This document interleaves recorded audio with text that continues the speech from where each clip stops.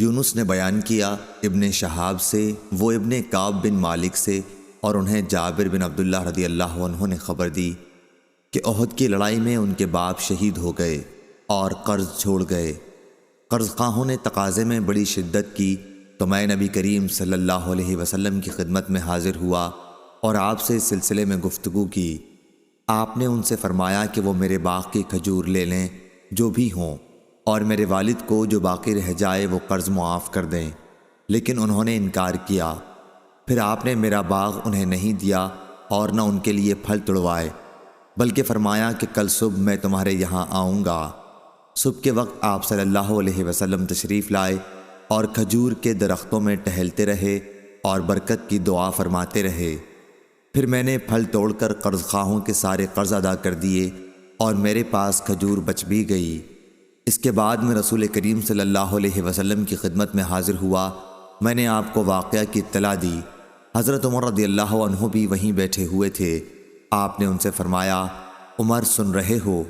حضرت عمر رضی اللہ عنہ نے عرض کیا، ہمیں تو پہلے سے معلوم ہے کہ آپ اللہ کے سچے رسول ہیں۔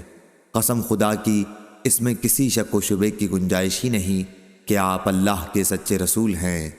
صحیح بخاری حدیث نمبر 2601۔ یحییٰ بن قزا نے بیان کیا، کہا ہم سے امام مالک نے، وہ ابو حازم سے، وہ سہل بن سعد سے، کہ نبی کریم صلی اللہ علیہ وسلم کی خدمت میں پینے کو کچھ لایا گیا، دودھ یا پانی۔ آپ نے اسے نوش فرمایا۔ آپ کے دائیں طرف ایک بچہ بیٹھا تھا اور بڑے بوڑھے لوگ بائیں طرف بیٹھے ہوئے تھے۔ آپ نے اس بچے سے فرمایا کہ اگر تو اجازت دے تو بچا ہوا پانی میں ان بڑے لوگوں کو دے دوں، لیکن اس نے کہا کہ یا رسول اللہ صلی اللہ علیہ وسلم، آپ کے جھوٹے میں سے ملنے والے کسی حصے کا میں ایثار نہیں کر سکتا۔ حضرت صلی اللہ علیہ وسلم نے پیالہ جھٹکے کے ساتھ اسی کی طرف بڑھا دیا۔ صحیح بخاری حدیث نمبر 2602۔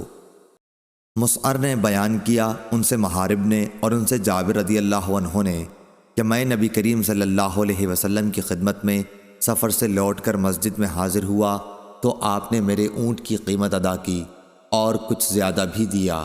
صحیح بخاری حدیث نمبر 2603۔ شعبہ نے بیان کیا محارب بن دثار سے، اور انہوں نے جابر بن عبداللہ رضی اللہ عنہ سے سنا، آپ فرماتے تھے کہ میں نے نبی کریم صلی اللہ علیہ وسلم کو سفر میں ایک اونٹ بیچا تھا۔ جب ہم مدینہ پہنچے تو آپ نے فرمایا کہ مسجد میں جا کر 2 رکعت نماز پڑھ۔ پھر آپ نے وزن کیا۔ شعبہ نے بیان کیا، میرا خیال ہے کہ جابر رضی اللہ عنہ نے کہا، میرے لیے وزن کیا۔ آپ کے حکم سے حضرت بلال رضی اللہ عنہ نے، اور اس پلڑے کو جس میں سکہ تھا جھکا دیا تاکہ مجھے زیادہ ملے۔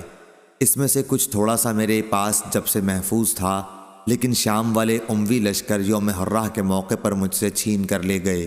صحیح بخاری حدیث نمبر 2604۔ قتیبہ نے بیان کیا، کہا ہم سے امام مالک نے ابو حازم سے، وہ سہل بن سعد رضی اللہ عنہ سے، کہ رسول اللہ صلی اللہ علیہ وسلم کی خدمت میں کچھ پینے کو لایا گیا۔ آپ کے دائیں طرف ایک بچہ تھا اور قوم کے بڑے لوگ بائیں طرف تھے۔